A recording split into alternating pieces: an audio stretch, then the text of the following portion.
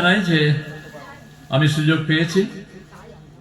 অঞ্জনদাকে ধন্যবাদ জানাই। বৌদির সঙ্গে কালকে দেখা হয়েছিল বিষ্ণুপুরে, এবং আমাদের সকল ভাই বোনদের যারা আমরা এখানে উপস্থিত আছি সবাইকে প্রভু যীশু খ্রিস্টের নামে আমার শুভেচ্ছা, ভালোবাসা এবং প্রার্থনা থাকবে যেন প্রভু তিনি আমাদের প্রত্যেককে প্রভুতে স্থির রাখুন, যেন আমরা প্রভু যীশু খ্রিস্টেতে বৃদ্ধি পাই আমাদের জীবনযাপনে, আমাদের কার্যে এবং বিশ্বাসে। ঈশ্বর তিনি আমাদের প্রত্যেককে ভালোবাসেন, এবং যখনই আমরা বড়দিনের বিষয়টা আসি, যদিও 25শে ডিসেম্বর চলে গেছে, আজকে 26শে ডিসেম্বর, আমাদের বড়দিন শেষ হয়নি, এবং আমাদের বিশ্বাসী জীবনে সবসময় বড়দিন থাকে। বছরের সারাটি দিন হচ্ছে বড়দিন, যে দিনে আমরা যিশুকে ধন্যবাদ জানাই যে তিনি আমাদের জন্য জন্ম নিয়েছিলেন এই পৃথিবীতে, এবং ধন্যবাদ জানাই যে তিনি আমাদের পাপের জন্য তার যে কার্য তিনি সমাপ্ত করেছেন, এবং তার সেই সমাপ্তের কাজে আজকে আমরা এখানে উপস্থিত হয়েছি। ধন্যবাদ দিই ঈশ্বরকে, এবং ধন্যবাদ দিই আমাদের যে প্রত্যেক ভাই বোন যারা আমরা এখানে উপস্থিত আছি, আমরা প্রভু যীশু খ্রিস্টতে বিশ্বাস করেছি যে তিনি আমাদের ত্রাণকর্তা, তিনি আমাদের প্রভু। এবং এই যে বিশ্বাস, এর বাস্তবতা বাইবেলে লেখা আছে। যীশু খ্রিস্টের যে তিনি যে এসেছিলেন এবং তাতেই যে আমাদের বিশ্বাস, এই বিশ্বাসের বাস্তবতা এটা আমাদের জানা প্রয়োজন আছে, যেন আমরা উত্তর দিতে পারি কেন আজকে আমি প্রভু যীশুকে বিশ্বাস করলাম। যখন ভারতবর্ষে আজকে অনেক কিছু বিষয় আছে বিশ্বাস করার জন্য, অনেক ঈশ্বর আছেন, অনেক দেবদেবী আছেন, ঠিক আছে, ভালো বিষয়, কিন্তু আমি কেন প্রভু যীশুকে বিশ্বাস করলাম? এমন কি বিষয় আছে আমি কেন অন্য কোনো বিষয়তে বিশ্বাসে প্রবেশ করলাম না? বাইবেল কি বলে সে বিষয় আজকে আমরা দেখব। আসুন আমরা সবাই চোখ বন্ধ করে মস্তক অবনত করে প্রার্থনা করি যে প্রভু তুমি আমাদের আশীর্বাদ করো। আমাদের প্রিয় প্রভু যীশু, তোমারই হস্তে আজকে আমরা সমাহিত হই। আজকে যারা আমরা এখানে সমাহিত হয়েছি তোমার বাক্য আলোচনা, তোমার উপাসনা করার জন্য, তোমাকে ধন্যবাদ দেওয়ার জন্য, স্বর্গীয় প্রভু তুমি তোমার আশীর্বাদ আমাদের সকলের উপর তুমি দিও প্রভু, যেন আমরা তোমার বাক্য থেকে শিক্ষা লাভ করতে পারি, যেন এই বাক্য আমাদের প্রত্যেকের জীবনে কার্যকারী হয়। তুমি সাহায্য এবং আশীর্বাদ করো প্রভু, তুমি শিক্ষা দাও প্রভু, যেন পবিত্র আত্মা তিনি আমাদের সমস্ত বিষয় বুঝিয়ে দেন। এই প্রার্থনা প্রিয় যিশু তোমার নামে চাই, আমিন। আমাদের 24-25 এখানে সভা হয়েছিল, এবং আজকে 26 তারিখ সভার শেষ দিন। আমাকে বলা হয়েছিল আমি কবে আসব। আমি চিন্তা করে দেখলাম যে আমার সময় পাবো হয়তো 26 তারিখে ঢুকতে, কিন্তু 26 তারিখে ঢুকতে গিয়ে আমার দেরি হয়ে গেছে। গতকাল আমাকে অন্য একটা জায়গায় যেতে হয়েছিল সকাল 3টের সময় ভোরে উঠে, এবং ফিরে আসতে আসতে সন্ধ্যা হয়েছে, ক্লান্ত শরীর। চেয়েছিলাম 26 তারিখ আমি একটু ঘুমিয়ে পড়বো সকালে, কিন্তু না, মনে আছে আমি কথা দিয়েছি 26 তারিখ আসবো, কিন্তু উলবেরিয়া পাশেই আমি আসতে দেরি করলাম। সকালে উঠে আমার হাত পা সব বন্ধ হয়ে গেছে, মানে শীতে আর কোনো কাজ করতে চাইছে না। জলে হাত দিচ্ছি, জল ঠান্ডা, কোনো মতে আমি কিছু করতে পারলাম না। 5টা থেকে উঠেও যেন আমি যেন মনে হচ্ছে যেন আমি দেরি করে উঠেছি। যাই হোক, প্রভু সাহায্য করেছেন, আর সবকিছু গোছগাছ করে যখন আমি আসছি, পৌঁছাচ্ছি, আমি বোধহয় 11:30টার সময় ঢুকছি। এইভাবে আমার আজকের দিন হয়েছে। আমি ক্ষমা চেয়ে নিয়েছি আমার দেরি হওয়াতে, কিন্তু শীতটা চলে গেলে মনে হয় আমি ঠিক সময়তে ঢুকতে পারবো আপনাদের সহভাগিতার মধ্যে। ঈশ্বর তিনি আমাদের বাইবেল দিয়েছেন, বাক্য দিয়েছেন। এই বাক্যের মধ্যে যা কিছু প্রয়োজন আমাদের জীবনযাপনের জন্য, আমাদের বিশ্বাসের জন্য, আমাদের কথাবার্তার জন্য, এই বাক্যের মধ্যে আমরা তাকে পেতে পারি। এই যে বড়দিনের বিষয়তে আজকে যিশা ভাববাদী পুরাতন নিয়মে লেখা হচ্ছে, সেখানে মিখা ভাববাদী তিনি প্রকাশ করছেন।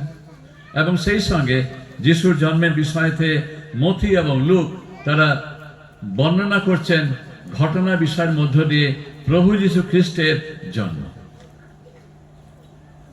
আসি আমরা পড়ি লুক সুসমাচার। বাইবেল খুলি আমরা লুক সুসমাচারের 2 অধ্যায়। এটা নিশ্চিতভাবে আমাদের এই কয়েকদিনে নিশ্চয়ই পড়া হয়েছে। আমরা এখান থেকে হয়তো আমরা বাক্য শুনেছি, কিন্তু আমি আজকে আসবো আবার সেই অংশ থেকে কিছু বাক্য নিয়ে আসতে। এই বাক্যের মধ্যে আমাদের বিশেষ বিষয়গুলি আমরা দেখে নিতে চেষ্টা করব। আমি 2 অধ্যায় 1 পদ থেকে 16 পদ পাঠ করব। লুক লিখিত সুসমাচারের 2 অধ্যায় 1 পদ থেকে 16 পদ আমি পাঠ করব।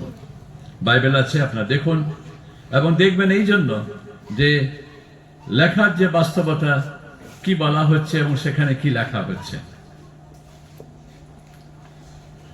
সেই সময় আমি কতগুলো বিষয়তে আমি নিয়ে আসছি।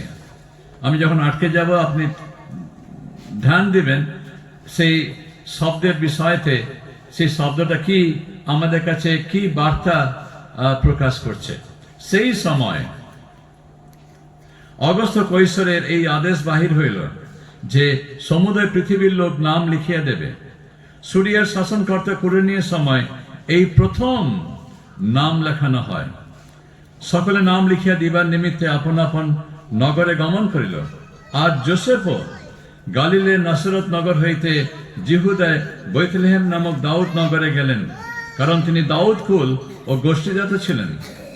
তিনি আপন বাগদত্ত স্ত্রী মরিয়মের সহিত নাম লিখিয়া দিবার জন্য গেলেন, তখন ইনি গর্ভবতী ছিলেন। তাহারা সেই স্থানে আছেন এমন সময় মরিয়মের প্রসবকাল সম্পূর্ণ হইল। আর তিনি আপনার এক প্রথমজাত পুত্র প্রসব করিলেন এবং তাহাকে কাপড়ে জড়াইয়া যাবপাত্রে শোয়াইয়া রাখিলেন, কারণ পান্থশালায় তাহাদের জন্য স্থান ছিল না। ওই অঞ্চলে মেষপালকেরা মাঠে অবস্থিতি করিতেছিল এবং রাত্রিকালে আপন আপন পাল চৌকি দিতেছিল। আর প্রভুর এক দূত তাহাদের নিকটে আসিয়া দাঁড়াইলেন এবং প্রভুর প্রতাপ তাহাদের চারিদিকে দেদীপ্যমান হইল। তাহাতে তাহারা অতিশয় ভীত হইল। তখন দূত তাহাদিওকে কহিলেন, ভয় করিও না, কেননা দেখো আমি তোমাদিওকে মহানন্দের সুসমাচার জানাইতেছি। সেই আনন্দ সমুদয় লোকেরই হইবে, সেই আনন্দ সমুদয় লোকেরই হইবে। কারণ অদ্য দাউদ নগরে তোমাদের জন্য ত্রাণকর্তা জন্মিয়াছেন, তিনি খ্রিস্ট প্রভু। আর তোমাদের জন্য ইহাই চিহ্ন, তোমরা দেখিতে পাইবে একটি শিশু কাপড়ে জড়ানো ও যাবপাত্রে শোয়ানো রহিয়াছে। আমি আবার পড়ছি, তোমাদের জন্য তোমরা দেখিতে পাইবে, আর তোমাদের জন্য ইহাই চিহ্ন, তোমরা দেখিতে পাইবে একটি শিশু কাপড়ে জড়ানো ও যাবপাত্রে শোয়ানো রহিয়াছে। পরে হঠাৎ স্বর্গীয় বাহিনীর এক বৃহৎ দল ওই দূতের সঙ্গী হইয়া ঈশ্বরের স্তবগান করিতে করিতে কহিতে লাগিলেন, ঊর্ধ্বলোকে ঈশ্বরের মহিমা, পৃথিবীতে তাহার প্রীতিপাত্র মনুষ্যদের মধ্যে শান্তি। দূতগণ তাহাদের নিকট হইতে স্বর্গে চলিয়া গেলে পর মেষপালকেরা পরস্পর কহিল, চলো আমরা একবার বৈতলহেম পর্যন্ত যাই এবং এই যে ব্যাপার প্রভু আমাদেরকে জানাইলেন তাহা গিয়া দেখি। পরে তাহারা শীঘ্র গমন করিয়া মরিয়ম ও যোসেফ এবং সেই যাবপাত্রে শোয়ানো শিশুটিকে দেখিতে পাইল।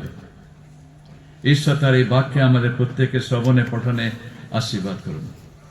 আজকে চিন্তার মধ্যে আমি এই বিষয়কে আনতে চাইছি। বলা হচ্ছে ত্রাণকর্তা জন্মিয়াছেন এবং বলা হচ্ছে এখানে তোমাদের জন্য ত্রাণকর্তা জন্মিয়াছেন। বাইবেল স্পষ্ট প্রকাশ করে ত্রাণকর্তা জন্মগ্রহণ করেছেন কার জন্য? তোমাদের জন্য। এখানে কোনো ধর্ম, কোনো বর্ণ, কোনো জাতি, কোনো ভাষা, কোনো বিষয়কে বাইবেল উল্লেখ করেনি। আমরা মনুষ্য মাত্র আমরা বাইবেলকে বেঁধে দিচ্ছি, বাইবেল হচ্ছে বিদেশি। না, বাইবেল ঈশ্বরের বিষয়, বাইবেল ঈশ্বরের বাক্য। ঈশ্বর তিনি আমাদের সৃষ্টিকর্তা, তিনি আমাদের এই সৌর পৃথিবীর সৌরজগতের সৃষ্টিকর্তা, তিনি এই পৃথিবীর সৃষ্টিকর্তা। সমস্ত বিষয় তার দ্বারা সৃষ্টি এবং নির্মাণ হয়েছে, এবং বাইবেল ঈশ্বরের এই কথাগুলিকে প্রকাশ করছেন এইভাবে। বলা হচ্ছে তোমাদের জন্য। এখানে কোনো ভাষা নেই, এখানে কোনো জাতি নেই, এখানে কোনো ধর্মের বিষয়কে প্রকাশ করা হচ্ছে না। কিন্তু আমরা অনেক সময় কি করি, খ্রিস্টান বিশ্বাসকে বা বাইবেলের যে বিশ্বাসকে আমরা কি করি, একটা ছাপ দিয়ে দিই, এটা বিদেশি। না, এটা ঈশ্বরীয়, এবং আমরা ঈশ্বরীয় বিষয়তে আমরা বিশ্বাস করেছি। আমরা কোনো জাতি ধর্মের বিষয়তে আসেনি। এবং বাইবেল স্পষ্টভাবে প্রকাশ করছে যে তোমাদের জন্য। মাঠে যারা সেই মেষেদের ভেড়াদের যারা চৌকি দিচ্ছিল, যারা কি সমাজ থেকে অবহেলিত ব্যক্তি বিশেষ, যাদের সমাজে বিশেষ স্থান থাকে না, সেই প্রকার ব্যক্তিদের কাছে ঈশ্বরের দূত তারা কি করছেন, খ্রিস্টের জন্মের বার্তা, খ্রিস্টের জন্মের বিষয়কে তারা প্রকাশ করছেন। প্রকাশ হয়নি রাজ পরিবারে, প্রকাশ হয়নি রাজপ্রাসাদে, প্রকাশ হয়নি অন্য কোনো অট্টালিকার মধ্যে, প্রকাশ হয়নি কোনো পরিবারের ঘরের মধ্যে। খ্রিস্টের জন্মের প্রকাশ হয়েছে মুক্ত আকাশের নিচে, খোলা মাঠে।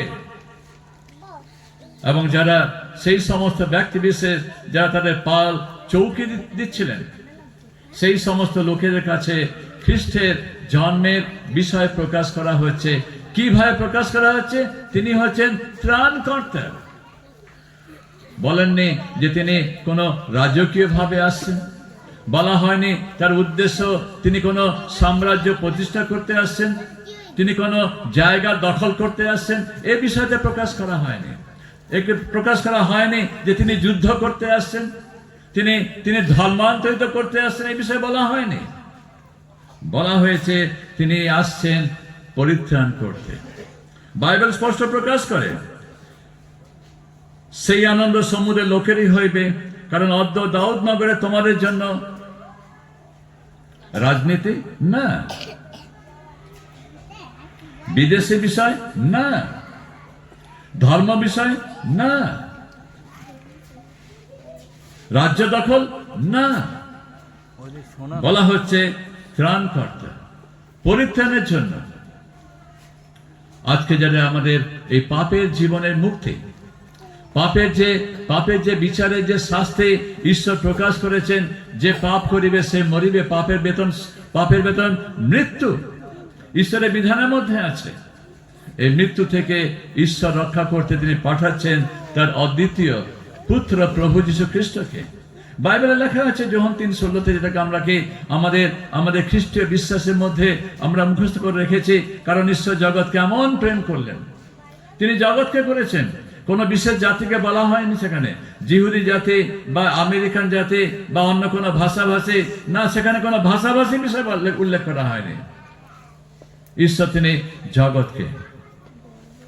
জগতের মানুষকে, তিনি ঈশ্বর, এবং সমস্ত পৃথিবী সমস্ত সৃষ্টি তার। এবং এই সৃষ্টিকে আমরা দাবি করতে পারি না, এটা আমাদের দখলের মধ্যে নয়, এটা ঈশ্বরের সৃষ্টি।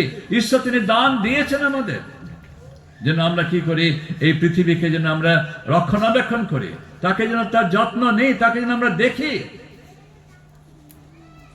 যখন এই পৃথিবীকে আমরা ধ্বংস করছি, এর যে প্রভাব আজকে আমাদের উপরে আসছে, যদি আমরা যত্ন নিয়ে রাখতাম, দেখাশোনা করতাম, তো এই পৃথিবী থেকে তার যে উপকার, তার যে আশীর্বাদ আমরাই পেতাম। এই জগৎ ঈশ্বরের, তিনি সৃষ্টিকর্তা, এবং এই জগৎ বলা হচ্ছে মানুষজন। এখানে মানুষজন তিনি কোনো ভেদাভেদের বিষয় উল্লেখ করা হয়নি, ভাষা ভেদ নেই, জাতি ভেদ নেই, অন্য গোষ্ঠী ভেদ নেই, এই বিষয়ে বলা হয়নি। সকল মানুষের জন্য, কারণ ঈশ্বর জগৎকে, সকল মানুষকে এমন প্রেম করলেন, ঈশ্বরের প্রেমের কথা বলা হচ্ছে সেই পদে। এবং বলা হচ্ছে তিনি তার একমাত্র পুত্রকে দান করলেন, আর যে কেউ তাহাতে, যে কেহ সে দক্ষিণ ভারতীয় হোক বা সে উত্তর ভারতীয় হোক, সে পশ্চিমবঙ্গী হোক, সে উড়িষ্যা অধিবাসী হোক, বা সে মারাঠি হোক, বা সে বম্বেওয়ালা হোক, সে রাজস্থানী হোক, যে কেউ হোক, তাহাতে বিশ্বাস করে সে বিনষ্ট হবে না। লেখা আছে বিনষ্ট, অর্থাৎ ঈশ্বরের শাস্তি, ঈশ্বরের বিচার সেখানে আছে যদি আমাদের পাপের ক্ষমা না হয়ে থাকে। এবং এই পাপ থেকে উদ্ধার করতে ঈশ্বরের এই পরিকল্পনা, এই বড়দিন যাকে আমরা বলেছি, বাইবেলে বড়দিনের শব্দ উল্লেখ করা হয়নি। আমরা আজকে মণ্ডলীর বা খ্রিস্টান মণ্ডলীর পরম্পরাগত ভাবে আমরা এই দিনটিকে বড়দিন বলেছি। কেন? আমাদের এটা বাংলা ভাষাতে আনা হয়েছে। আমাদের কবিগুরু রবীন্দ্রনাথ ঠাকুর তিনি এই যাকে বলা হচ্ছে ইংলিশে ক্রিসমাস, তাকে তিনি কি করছেন? ভাষা দিচ্ছেন বড়দিন করে। এবং এই জন্য আজকে আমাদের পশ্চিমবঙ্গে বাংলা ভাষার মধ্যে একে বলা হচ্ছে বড়দিন। এর থেকে বড়দিন আর কিছু নেই মানুষের জীবনে। এই বড়দিনে কেন এসেছি? ঈশ্বরের ভালোবাসাকে দেখার জন্য। আজকের চিন্তার বিষয়কে আমি আনতে চাইছি যে ত্রাণকর্তা জন্মিয়েছেন। এ সেভিয়ার ইজ বর্ন, তিনি জন্মগ্রহণ করেছেন। এবং এই ত্রাণকর্তা কাদের জন্য? আমাদের জন্য। এই যখন আমি বলি আমাদের জন্য, তখন ওটা আমি নিজেকে আমার জীবনে আমি গ্রহণ করছি। যখন আমাদের এই শব্দটি আমাদের জীবনে আসছে না, আমরা ত্রাণকর্তাকে বা মুক্তিদাতার বিষয়কে আমরা বুঝে উঠতে পারছি না। যখন আমরা অসুস্থ হই, আমরা ডাক্তারের কাছে গিয়ে থাকি, ডাক্তার প্রেসক্রিপশন দেন, তার ঔষধ আমরা দেখি। খালি ঔষধ প্রেসক্রিপশন দেখলে, ঘরে রাখলে আমরা সুস্থ হব না। আমাদের দরকার সেই ঔষধকে যেন আমরা কি করি? সেবন করি। তাকে যেন আমরা আমাদের খাদ্যের মধ্যে নিয়ে তাকে আমাদের দেহের মধ্যে নিয়ে যাই, যে ওষুধ আমাদের জীবনে আমাদের দেহের মধ্যে কি করবে? কার্য করবে। এবং আমাদের যে ব্যাধি আছে তাকে সে কি করে নষ্ট করে আমাদের সুস্থতার মধ্যে আনবে।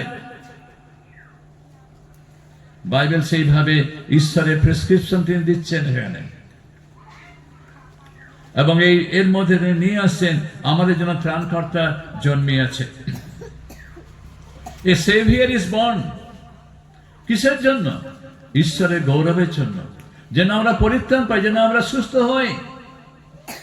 আমাদের ঘরে যদি অসুস্থতা থাকে, আমরা প্রার্থনা করি, আমরা চিন্তা করি, আমরা ব্যস্ত হয়ে পড়ি, আমরা ডাক্তারখানা যাই, ডাক্তার দেখি, নানা প্রকার বিষয়ের মধ্যে নিজেকে রাখি, আমরা হয়রানে ব্যস্ত হয়ে পড়ি। যখন সুস্থতা আসে তখন কি হয়? আনন্দ করি। ত্রাণকর্তা এসেছেন কিসের জন্য? ঈশ্বরের গৌরবের জন্য।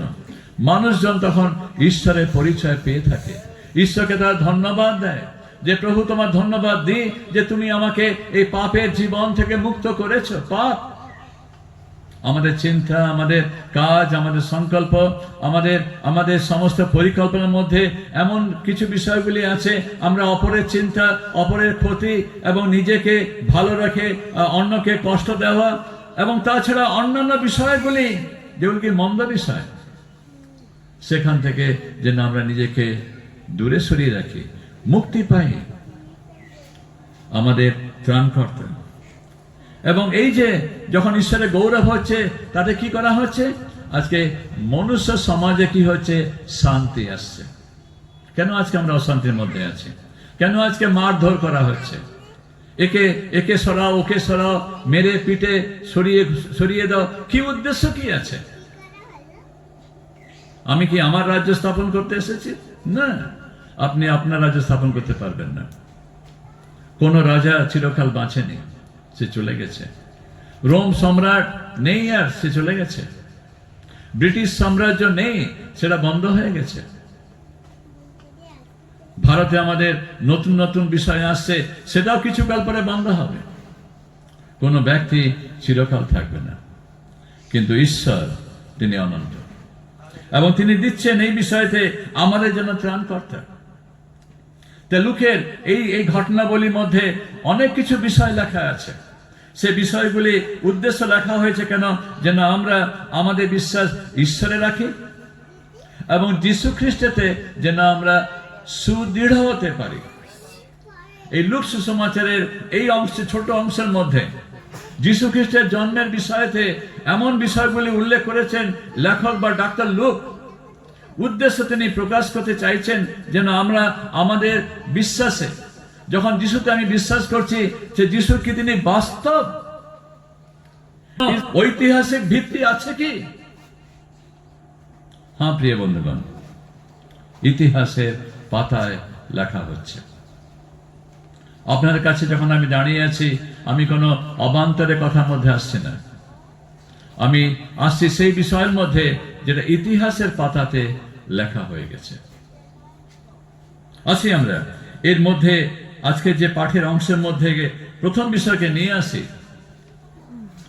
সেখানে এমন একটি শব্দ উল্লেখ করা হয়েছে যে শব্দটি আজকে আমাদের বিশ্বাসকে আরো দৃঢ় করবে। দূতেরা বলছেন 10 পদে, আমি তোমাদিওকে মহানন্দের সুসমাচার জানাইতেছি, সেই আনন্দ সমুদ্রের লোকের হইবে। মহানন্দের সুসমাচার, সুসংবাদ, পাপের মুক্তি, পাপ থেকে মুক্তি, পাপের বিচার থেকে আমরা রেহাই পাবো, আমরা মুক্তি পাবো, এবং সেই আনন্দ সমুদ্রের লোকের হইবে। কেন হবে? হোয়াই? কেন? কারণ, এই হেতু। বাংলা ভাষা আমি আনছি, আমরা যেন ব্যাকরণ ব্যবহার করি, যখন বাইবেল পড়ি যেন ব্যাকরণ ব্যবহার করি সেখানে।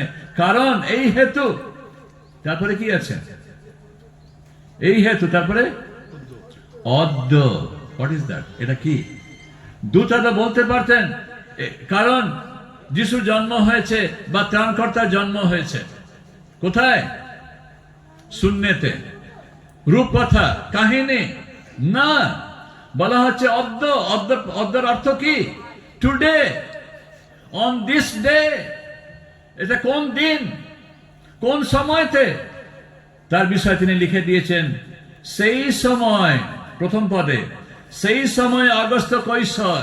যারা আমরা ইতিহাস পড়েছি, যারা ইতিহাসের বিষয়ে জানি, রোম সাম্রাজ্যের সময়তে অগস্ত কৈশোর নামে সম্রাট ছিলেন।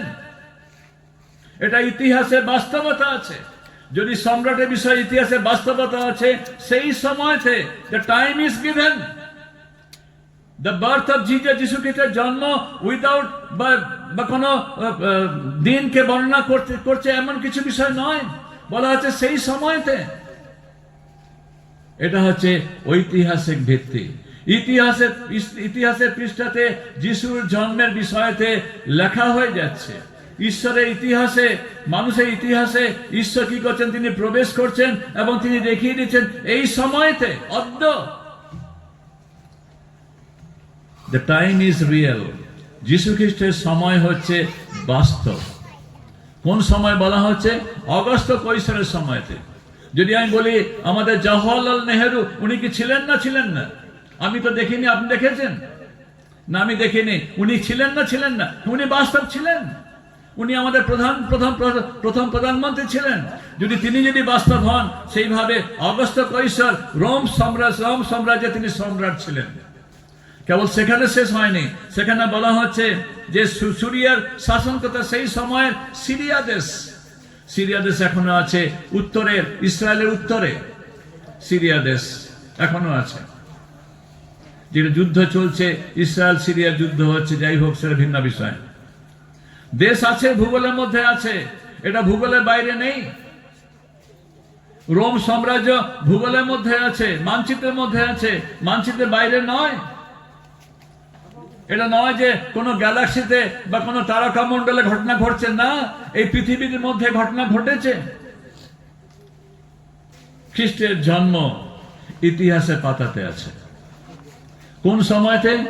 আগস্ত কৈশোরের সময়তে, যখন তিনি রোমের সম্রাট ছিলেন, এবং সেই সময় তিনি একটা আদেশ করেছিলেন যে সকল লোকেরা তারা নাম লেখাতে যাবে। এবং সেই সময় আরেকটি বিষয়কে উল্লেখ করা হচ্ছে, সিরিয়া দেশের সেই সময় শাসনকর্তা কে ছিলেন? কুরিনীয় ছিলেন। আবার দেখুন, সেখানে লেখা হচ্ছে সেই সময় এই প্রথম নাম লেখানো হয়। আমাদের ভোটের নাম নেওয়া হয়েছে তো, যারা ভোট দেন তাকে নিয়ে আজকে অনেক জল্পনা, অনেক কল্পনা, অনেক মারামারি, কিছু মৃত্যু ঘটে গেছে এই ভোটের নাম তালিকাভুক্ত করতে গিয়ে। আমরা কোন দেশের? আমরা কি ভিন দেশের না আমরা ভারতীয় দেশের? তাকে প্রমাণ করতে গিয়ে অনেকে হিমশিম খেয়ে গেছে। যখন পূর্বে তাদের নাম ওঠেনি, তাদের এখন কি করতে হবে? আদালতে গিয়ে স্বীকার করতে হবে যে আমার বাবাই ছিলেন, মাই ছিলেন, আমি ভারতীয় বলে। এবং এই বিষয়টি, এই নাম লেখানো বিষয়টি এই অগস্ত্য কৈশোরের সময় প্রথম হয়েছিল পৃথিবীতে, তার আগে হয়নি। এবং বাইবেল এটা উল্লেখ করছে। বাইবেল ইতিহাসের বিষয়কে নিয়ে আসছে। যারা আজকে আমরা ইতিহাসে দুর্বল, কিন্তু বাইবেলের মধ্যে আমরা ইতিহাসের ঘটনা পাই। এবং এরই মধ্যে আমরা দেখছি যে সেখানে বলা হচ্ছে এই প্রথম নাম লেখানো হচ্ছে। তা ঈশ্বর কি করেছেন? তিনি অগস্ত্য কৈশোরের জীবনের মধ্যে একটি স্পৃহা দিলেন, একটি বিষয়কে আদেশ করতে দিলেন যে তোমরা সকলে যাও, নিজ নিজ গ্রামে যাবে, নিজ নিজ পৈতৃক বাড়ি যাবে, তোমরা কি নাম লেখাবে, জনগণনা হবে। প্রথম হচ্ছে এটা, বাইবেল প্রকাশ করছে ইতিহাসের ঘটনা। এবং এই যে বিষয়টি, তাই বলা হচ্ছে এটাই হচ্ছে বাস্তব। তা যীশু খ্রিস্টের জন্মের বিষয় হচ্ছে, যখন বলা হচ্ছে অদ্য, এটা হচ্ছে বাস্তব দিন, রিয়েল ডে। তাই দূতের যে ঘটনা, দূতের যে ঘোষণা, এই ঘোষণার মধ্য দিয়ে তিনি নিয়ে আসছেন যেন আমরা যীশু খ্রিস্টের দিনটাকে মনে রাখি। যীশু খ্রিস্টের জন্ম অবাস্তবে হয়নি, এবং সেই বিষয়টা বলা হচ্ছে অদ্য, এই দিনে। এবং সেই বিষয়কে উল্লেখ করে লুক বলছেন সেই সময় লেখা আছে বাইবেলে, অগস্ত্য কৈশোরের সময়তে। অর্থাৎ ঈশ্বর তিনি প্রমাণ রেখে দিয়েছেন খ্রিস্টের জন্মের বিষয়তে। এবং এই যে খ্রিস্টের জন্ম হবে, এটা তৎক্ষণাৎ ঈশ্বরের চিন্তা হয়নি, বা হাবিজাবি ভাবে তিনি হঠাৎ যিশুকে তিনি পাঠিয়ে দেননি। এটা অনন্তকাল থেকে তার পরিকল্পনা ছিল।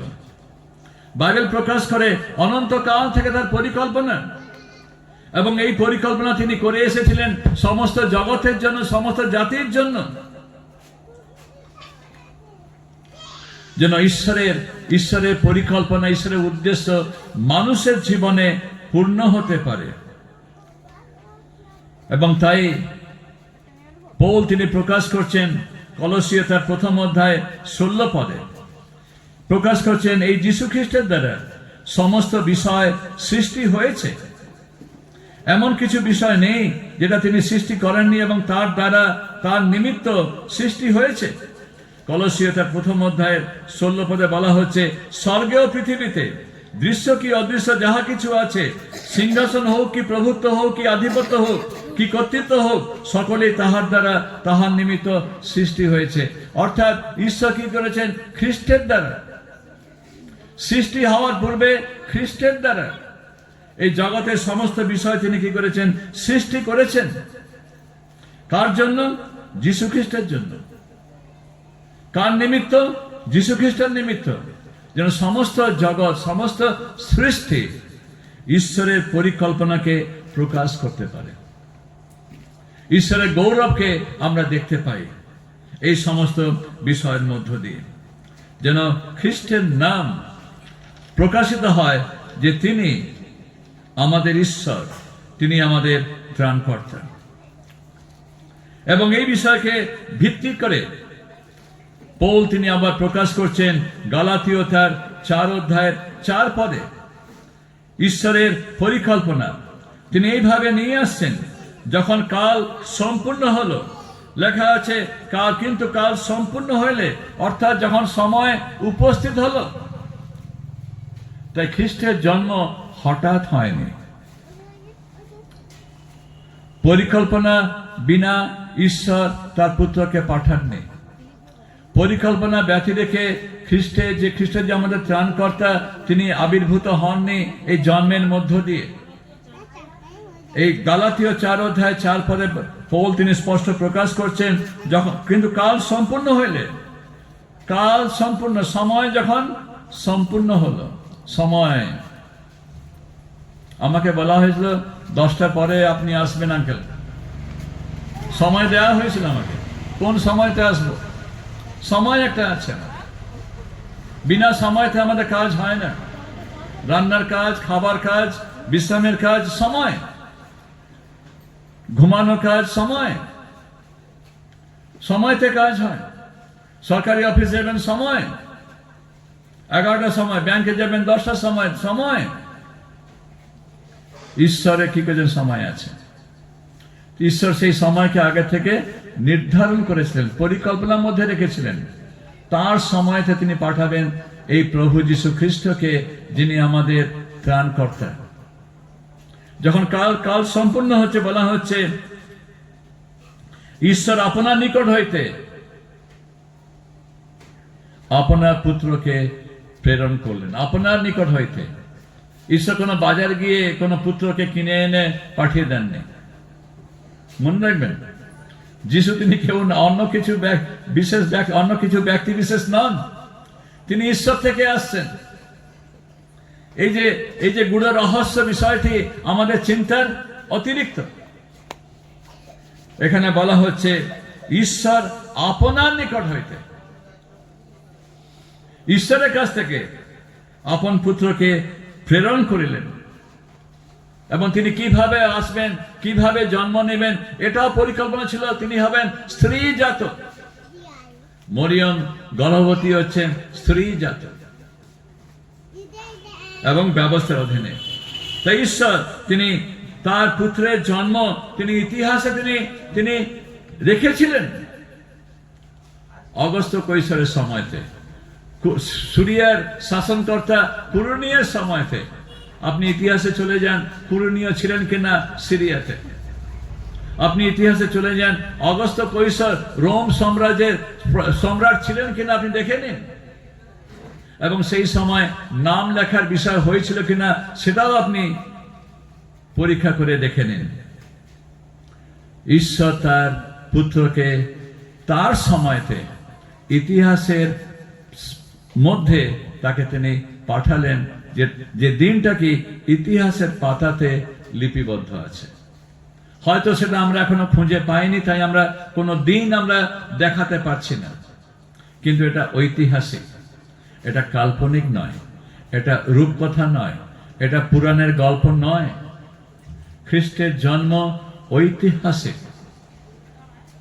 অগস্ত্য কৈশোরের সময়তে এবং কুরুনীয় সময়তে খ্রিস্টের জন্ম হচ্ছে।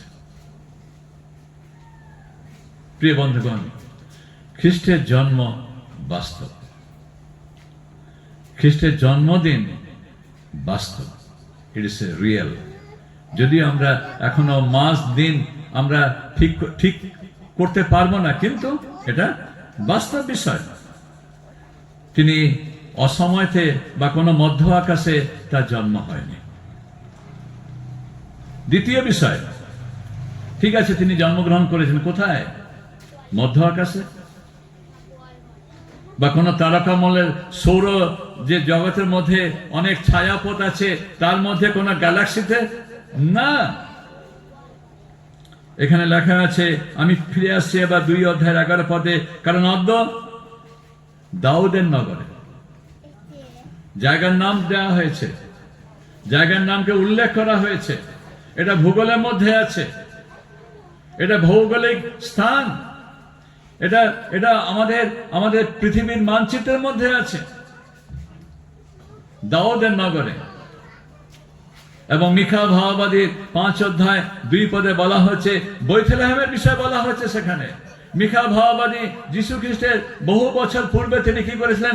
ঘোষণা করেছিলেন ঈশ্বরের বাক্যের মধ্য দিয়ে যে ইসরায়েলের জন্য কর্তা আসবেন, শাসনকর্তা আসবেন, মালিক আসবেন, মাস্টার আসবেন, যে কি ইসরায়েলকে শাসন করবে। কোথেকে আসবে? বেথলেহেম থেকে। মিখা ভাববাদী 5:2 আছে, আপনাদের বাইবেলে আছে, আমার বাইবেলেও আছে। ঈশ্বর কি করেছেন?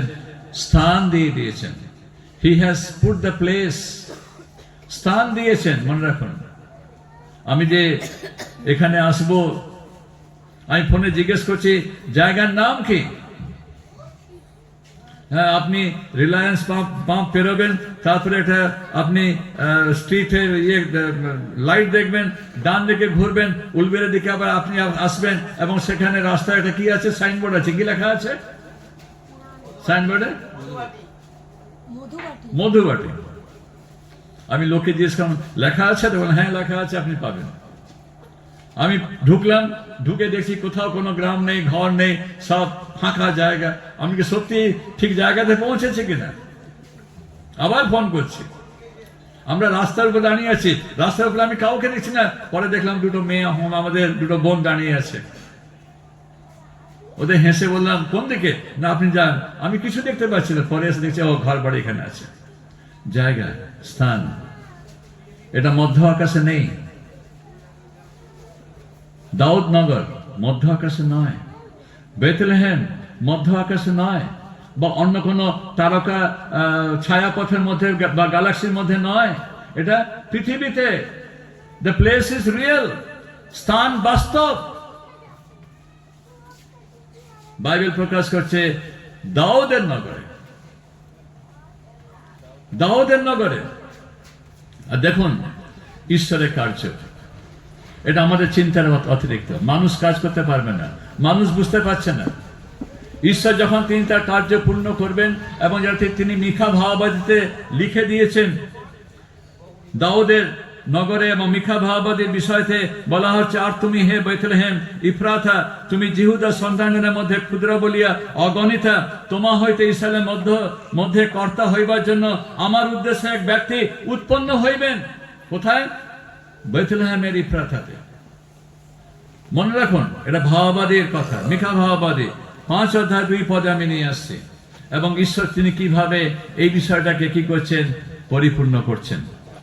আমি প্রথম থেকে বলে আসছি, অগস্ত্য কৈশোরের চিন্তাতে কে প্রবেশ করালো যে তুমি কি করো, তোমার সাম্রাজ্যের লোকেদের বলো নাম লেখাতে যেতে।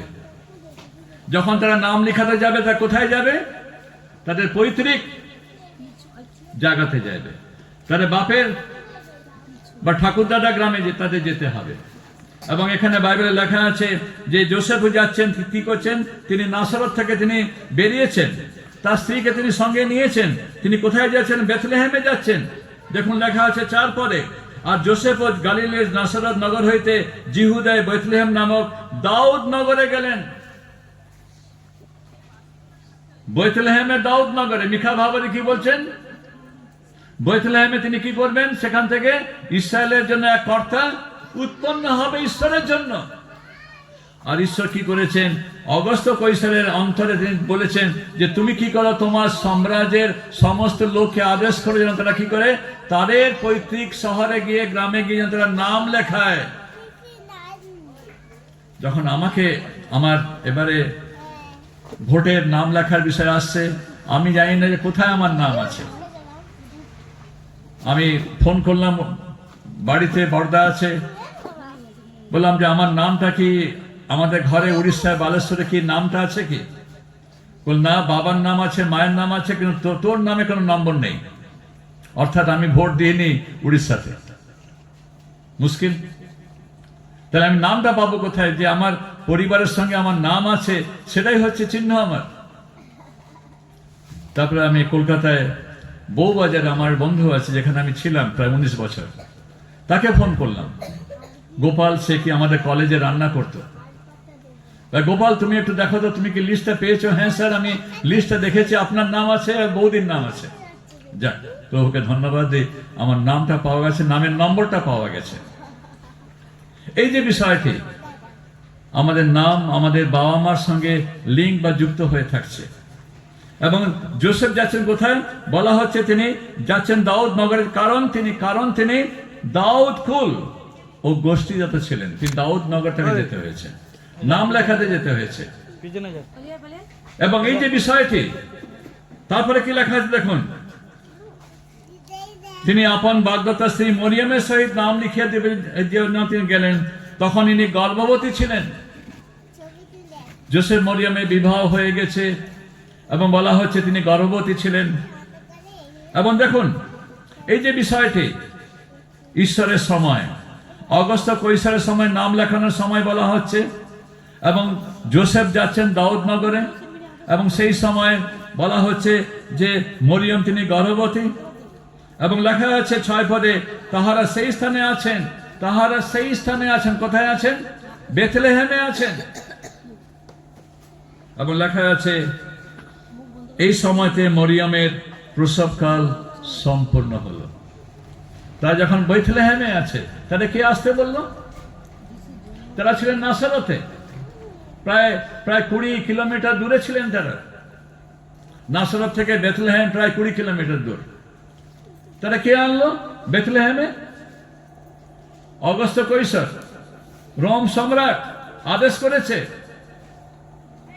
আর যোসেফ কি করেন? তার স্ত্রীকে নিয়ে বেথলেহেমে গেছেন নাম লেখাতে, এবং সেই বলা হচ্ছে সেই সময় তার প্রসবকাল সম্পূর্ণ হলো।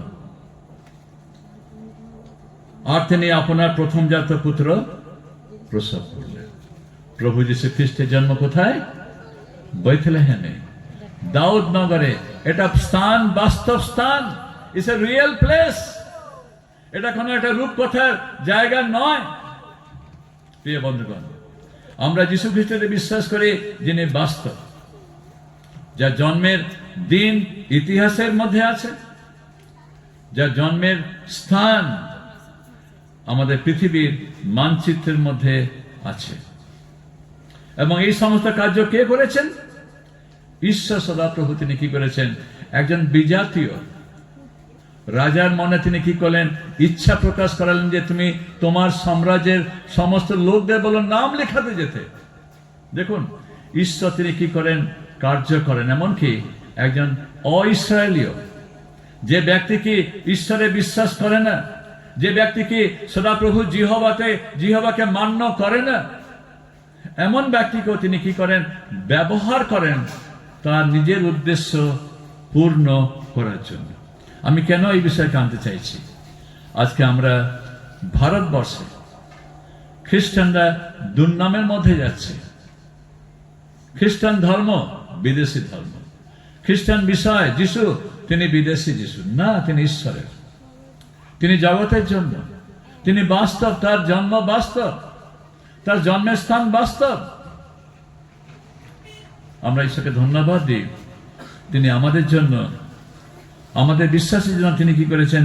বাইবেলের মধ্যে ইতিহাস লিপিবদ্ধ করেছেন, ইতিহাসের সময় দেওয়া হয়েছে, এবং সেটাই হচ্ছে আমাদের বিশেষ একটা বিষয়, আমাদের দৃঢ়তা সেখানে যে ঈশ্বর তিনি বাস্তব, এবং তার যে পুত্র এসেছেন তিনি বাস্তব, এবং তিনি কি করেছেন? জন্ম নিয়েছেন, স্থান হচ্ছে বাস্তব স্থান, তার জায়গা বাস্তব স্থান।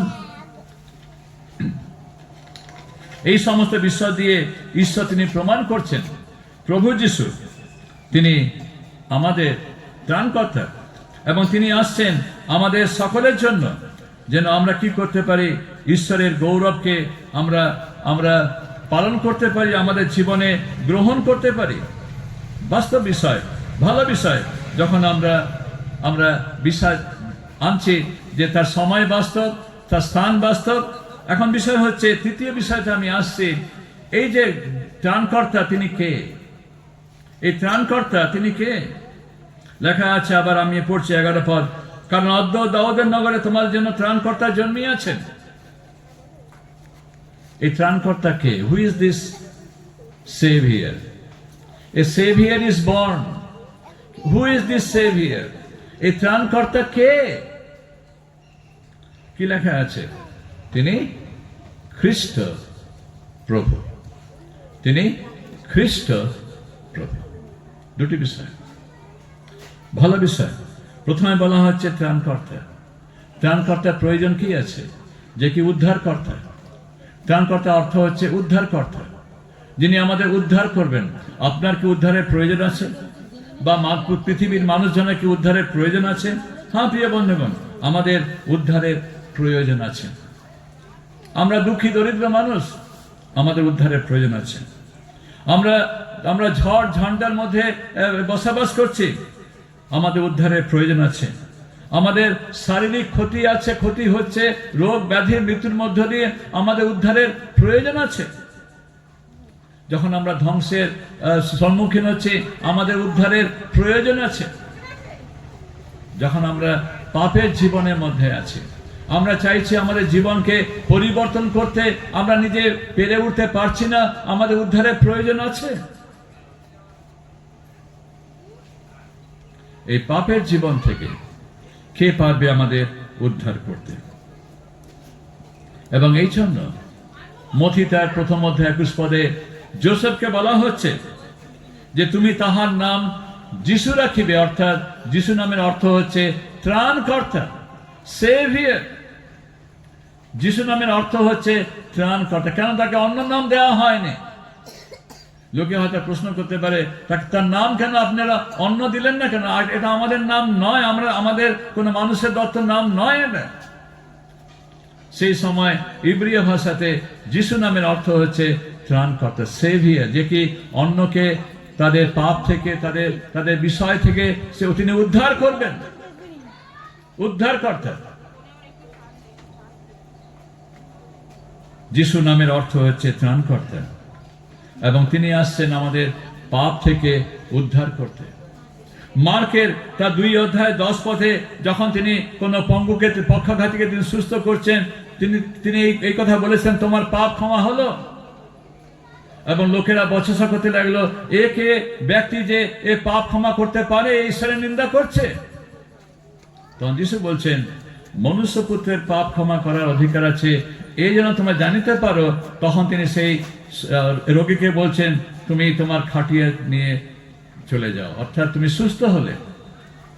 এবং সেই ব্যক্তির অসুস্থতা ছিল তার পাপ হেতু, সে অসুস্থতা তার জীবনে এসেছিল। তাই ঈশ্বর কি করছেন? যীশু খ্রিস্টের মধ্য দিয়ে তিনি প্রমাণ করছেন যে তিনি হচ্ছেন আমাদের ত্রাণকর্তা। তার ক্ষমতা আছে আমাদের পাপ ক্ষমা করার জন্য। কেন? তিনি আমাদের জন্য ক্রুশে জীবন দেবেন। তখন যখন তিনি সেই ব্যক্তিকে সুস্থ করছেন, তখন তিনি ক্রুশে তিনি হত হননি, কিন্তু তিনি যাচ্ছেন, হত হতে এসেছেন, এবং তাকে হত হতে হবে, তাকে মরতে হবে আমাদের পাপের প্রায়শ্চিত বলি। এই শব্দটি মনে রাখবেন, তিনি আমাদের পাপের প্রায়শ্চিত বলি হচ্ছেন। এই প্রায়শ্চিত বলি হচ্ছে, অর্থ হচ্ছে তিনি আমাদের পাপের সমস্ত শাস্তি তার দেহে তিনি বহন করলেন। প্রায়শ্চিত। কোন পশুর রক্ত, কোন পাখির রক্ত আমাদের পাপ ক্ষমা করতে পারে না, বাইবেলে স্পষ্ট লেখা আছে, ইব্রিয় পুস্তকে। কেবল দরকার সেই পবিত্র রক্ত, যে পবিত্র রক্ত আমাদের পাপ ক্ষমা করতে পারে, ঈশ্বরকে সন্তুষ্ট করতে পারে। জীবনের পরিবর্তে জীবন। আমাদের পাপের জন্য মৃত্যু আছে, কিন্তু এই মৃত্যু তিনি নিচ্ছেন, যিশু নিচ্ছেন, যেন আমরা বাঁচতে পারি, আমরা মুক্তি পেতে পারি। তাই ত্রাণকর্তা, এবং যিশু হচ্ছেন ত্রাণকর্তা। তিনি আমাদের পাপ ক্ষমা করতে তার ক্ষমতা আছে, তার অধিকার আছে। অন্য কোন ব্যক্তির বিষয়টা আমি শুনিনি। বাইবেলে যিশু তিনি প্রকাশ করছেন তার ক্ষমতা আছে আমাদের পাপ ক্ষমা করার জন্য। এবং এই জন্য আজকে যিশুতে বিশ্বাস করেছি আমরা। এই জন্য তো আপনারা এখানে এসেছেন। কেন এসেছেন? কাকে দেখতে এসেছেন? কি বিষয় শুনতে এসেছেন? যে যিশুকে আপনি বিশ্বাস করেছেন, পাপ ক্ষমার ক্ষমতা আছে, পাপ ক্ষমা ক্ষমতাতে আপনি আজকে পাপের ক্ষমা পেয়েছেন, যিশুতে বিশ্বাস করেছেন। এই নয় যে ক্ষমা হবে, আপনি এসেছেন, আপনি ধর্মকর্ম করে যাচ্ছেন, আপনার ক্ষমা হবে, এটা বাইবেল প্রকাশ করে না। বাইবেল কি প্রকাশ করে? যদি আমরা আমাদের আপন আপন পাপ স্বীকার করি, তাহাকে বিশ্বাস করি, তিনি আমাদের সমস্ত পাপ হইতে, অধর্ম হইতে ক্ষমা করিতে তিনি সক্ষম। যখনই আমরা যিশুতে বিশ্বাস করি, তিনি আমাদের ধার্মিক গণনা করিয়াছেন। তিনি পাপী গণনা করেননি, আর তিনি আমাদের কি করেছেন? ধার্মিক গণনা করেছেন। তিনি আমাদের ঈশ্বরের পুত্র হওয়ার অধিকার দিয়েছেন। যখন তার প্রথম অধ্যায় 12 পদে, আর যত লোক তাহাকে বিশ্বাস করিল, তাহাকে গ্রহণ করিল, তিনি তাহার পুত্র কন্যা হওয়ার কি দিয়েছেন? অধিকার দিয়েছেন। অধিকার দেবেন না, তিনি ভাববেন দেবেন কিনা? না, বাইবেল স্পষ্ট প্রকাশ করে তিনি দিয়ে দিয়েছেন আমাদের।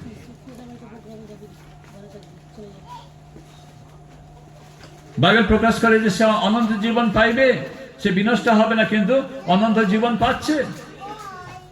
তাই ঈশ্বরের এই যে পরিকল্পনা খ্রিস্টের মধ্য দিয়ে, তিনি হচ্ছেন আমাদের ত্রাণকর্তা।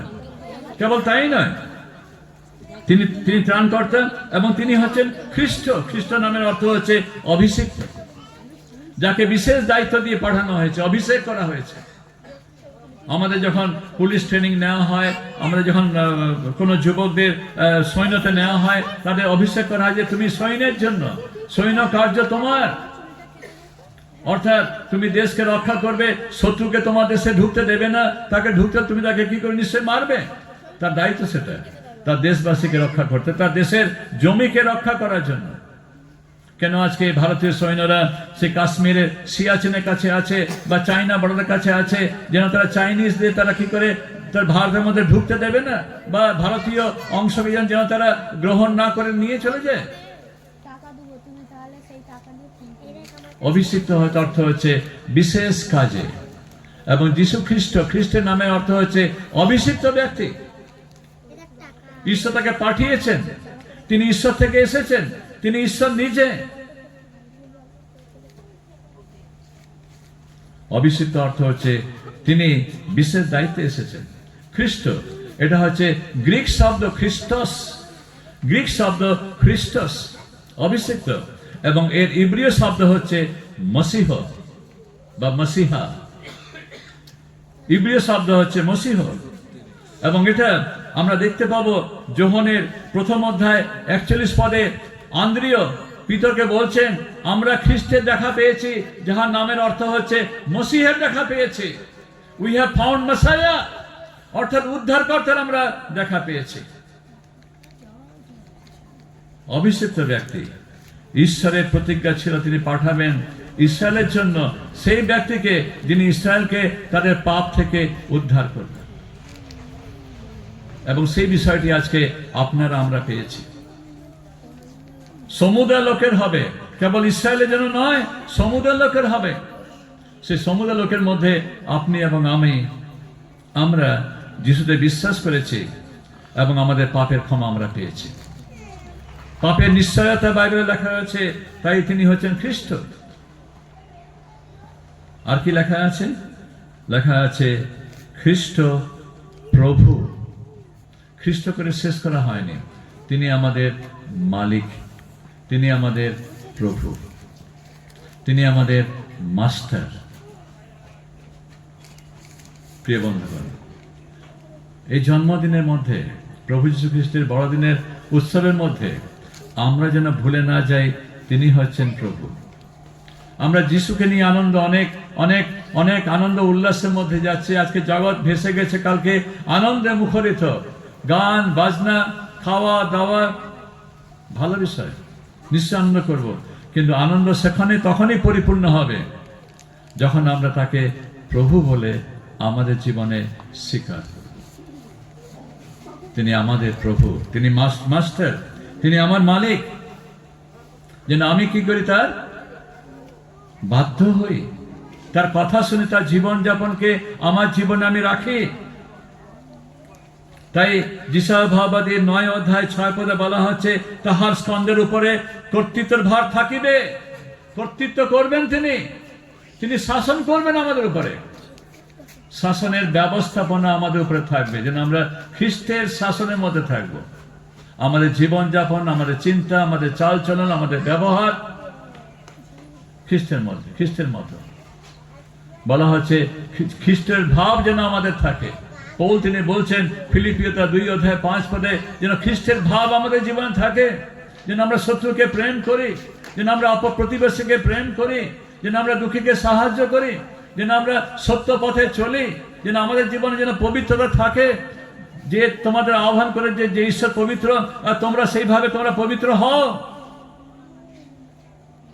বাইবেল প্রকাশ করে না যে তোমরা অপবিত্র হও বলে, তোমরা নষ্টামি করো বলে, তোমরা অপরকে মারধর করো বলে, না, বলা হয়নি এটা। যেন আমরা ভালোবাসি, যেন তারা পরিত্রাণ পায়। তিনি হচ্ছেন আমাদের প্রভু। ভালো বিষয়। সেখানে শেষ হয়নি। দূতেরা বলছে, দূতেরা তার কি করছেন, গান গেয়ে তার চলে যাচ্ছেন। তখন 15 পদে আমি আসছি, 2 অধ্যায়ের লূক সুসমাচার 2 অধ্যায় 15 পদে, দূতগণ তাহাদের নিকট হইতে স্বর্গে চলিয়া গেলে পর মেষপালকেরা পরস্পর কহিল, চলো আমরা একবার বেথলেহেম পর্যন্ত যাই। আমরা বাক্য শুনি, আনন্দিত হই, আমরা ধন্যবাদ ঈশ্বরের, প্রভু তুমি আমাদের সুন্দর বাক্য দিলে। আহা, কত সুন্দর বাক্য, এটা ঐতিহাসিক বাক্য, এটা এর মধ্যে ইতিহাস আছে। প্রভু তোমার ধন্যবাদ, গৌরব হোক। না, মেষপালকরা সেখানে শেষ হয়ে যায়নি। সেখানে তারা বলেছে যে চলো আমরা একবার বেথলেহেম পর্যন্ত যাই।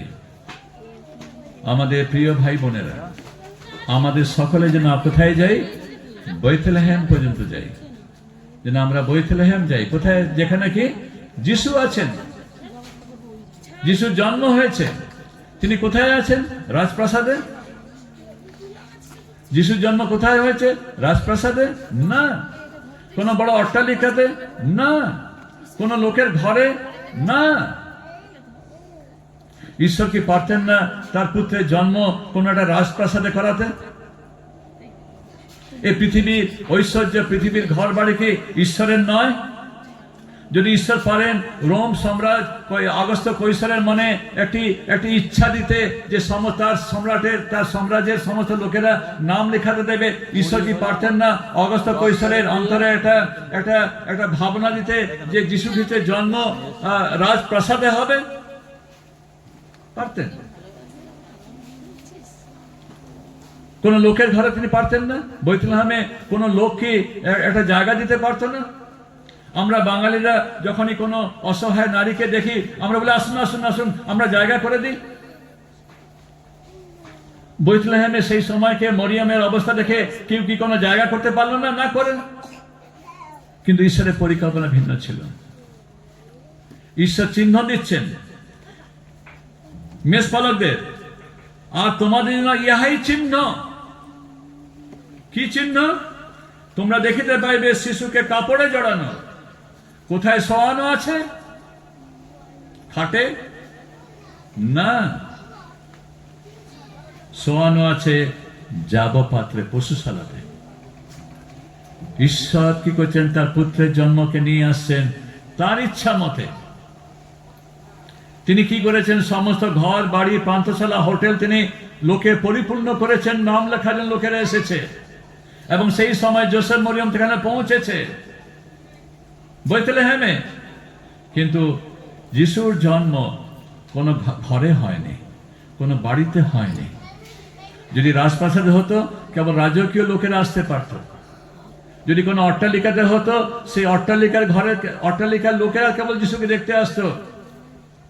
মধ্যবিত্ত বা গরিব বা যারা সমাজ থেকে বাইরে, তারা সে সুযোগ পেত না। যদি কোনো গ্রামের মধ্যে কোনো ঘরে হতো, সেই গ্রামবাসীরা আসতো, অন্য লোকেরা আসতে পারত না। এই মাঠের যে চৌকি দেওয়া মেষপালকেরা, তারা প্রবেশ করতে পারত না। তাদের গায়ের জামা গন্ধ, তাদের গায়ের গন্ধ ভেড়ার গন্ধ থাকবে। তারা সমাজে, ভদ্র সমাজে প্রবেশ করতে পারবে না। তা কিভাবে ঈশ্বর তিনি পূর্ণ করবেন এই সমাচার সকল লোকেদের হবে বলে?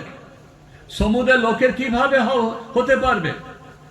তাই ঈশ্বর কি করছেন? তার পুত্রের জন্ম পশুশালায় নিয়ে আসছেন। এই পশুশালাতে সকলে আসতে পারবে। আমার প্রিয় ভাই বোনেরা, আমরা কেবল এই সুসমাচার শুনে এখানে থাকলে হবে না। আমাদের মেষপালকরা বলছে চলো আমরা যাই কোথায়? বেথলেহেমে। এখন প্রশ্ন রাখি, আপনার বেথলেহেম কোথায়? আপনার বেথলেহেম কোথায় যেখানে যিশুকে আপনি দেখবেন? আপনার পশুশালা কোথায় যেখানে আপনি যিশুকে দেখবেন? কেন পশুশালা? সেখানে মানুষের উপস্থিতি নেই, সেখানে মানুষের ছল চাতুরি বা কলুষতা সেখানে নেই। খ্রিস্টের জন্ম এমন একটি স্থানে ঈশ্বর করালেন যেখানে মানুষের পাপের বিষয় সেখানে থাকছে না।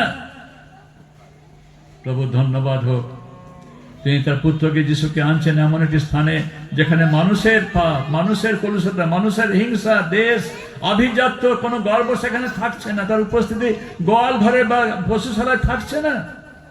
পশুশালা যাবপাত্রে খ্রিস্টকে রাখা, যিশুকে রাখা হয়েছে। এবং সেটাই হবে আপনার অন্তর, সেটাই হবে আপনার মন, যেখানে আপনি যিশুকে রাখতে পারবেন, যেখানে মানুষের কলুষতা থাকবে না। তিনি এসেছেন আমাদের কলুষতাকে পরিষ্কার করতে, তিনি এসেছেন আমাদের ক্ষমা করতে। প্রিয় বন্ধুগণ, প্রিয় ভাই বোনেরা, খ্রিস্টের জন্মদিন, এই বড়দিন আজকে আমাদের কাছে এই বিষয়কে নিয়ে আসুক যেন আমরা খ্রিস্টেতে পরিষ্কৃত হই। আমাদের মধ্যে মানুষের হিংসা, দেশ, রাগ, গর্ব, অহংকার, আভিজাত্য, বচসা, পরনিন্দা বিষয় যেন না থাকে, যেন আমরা ঈশ্বরের গৌরবের মধ্যে ঈশ্বরকে ধন্যবাদ দিয়ে আমাদের জীবনকে আমরা রাখতে পারি। সেটাই হবে আপনার বেথলেহেম। তাই প্রশ্ন রাখছি, আপনার বেথলেহেম কত দূর? আপনার বেথলেহেম কোথায়, যেখানে আপনি যিশুকে রাখতে পারবেন, যেখানে আপনি অন্যকে দেখাবেন যিশু এইভাবে আছেন আজকে আমার জীবনে। ঈশ্বর আপনাকে আশীর্বাদ করেন। প্রার্থনা করি।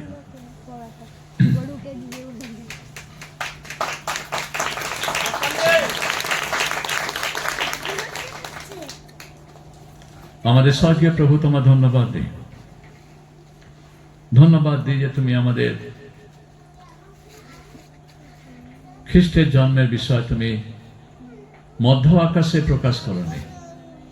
তুমি দিয়েছো, বাইবেলে লিপিবদ্ধ করেছ, এবং তুমি দিয়েছ ইতিহাসের চিহ্ন, তুমি দিয়েছ ভূগোলের চিহ্ন, তুমি দিয়েছ সেই নির্ভরতা, সেই বিশ্বাস, খ্রিস্টকে বিশ্বাস করার। প্রিয় প্রভু, আজকে আমরা সেই ত্রাণকর্তাকে বিশ্বাস করি যিনি বাস্তব। তার জন্মের দিন বাস্তব, দূতেরা বলছেন অদ্ভুত, বাস্তব এটা। এবং তারাও বলছেন দাউদ নগরে স্থানটাও বাস্তব। প্রভু, তোমার ধন্যবাদ করি। কেবল তাই নয়, তিনি ত্রাণকর্তা, তিনি খ্রিস্ট, তিনি প্রভু। এবং আমরা যেন মেষপালকের মতো বলতে পারি, চলো আমরা যাই বেথলেহেমে। এবং আমাদের বেথলেহেম, আমাদের সেই পশুশালা কোথায়? আমাদের অন্তঃকরণ। তুমি করো যেন আজকে আমাদের অন্তঃকরণে তোমার বিষয় থাকতে পারে, যেন যিশুকে আমরা রাখতে পারি। সেই পশুশালা যেখানে মানুষের কলুষতা থাকবে না, মানুষের অহংকার, বড়ামি থাকবে না। প্রভু, আমরা যিশুকে বিশ্বাস করেছি, তুমি আমাদের জীবনকে পরিষ্কার করতে সাহায্য করো, যেন আমরা সেই কলুষতাপূর্ণ জীবনযাপন থেকে মুক্তি পেয়ে আমাদের জীবনে খ্রিস্টের বিষয়কে প্রকাশ করি। লোকেরা আসবে খ্রিস্টকে দেখতে, তাকে প্রণাম করতে, তাদের জীবনে ত্রাণকর্তা প্রভু হিসাবে গ্রহণ করতে। হোক আজকে আমাদের জীবন সেই প্রকার জীবন, আমাদের সাক্ষ্য সেই প্রকার সাক্ষ্য হোক, যে সাক্ষ্যের মধ্য দিয়ে লোকেরা ঈশ্বরের গৌরব করবে এবং যিশুতে তারা পরিত্রাণ পাবে। তুমি আশীর্বাদ করো আমাদের প্রত্যেক ভাই বোনদের সঙ্গে থেকো। এই প্রার্থনা প্রিয় যিশু তোমার নামে চাই, আমেন।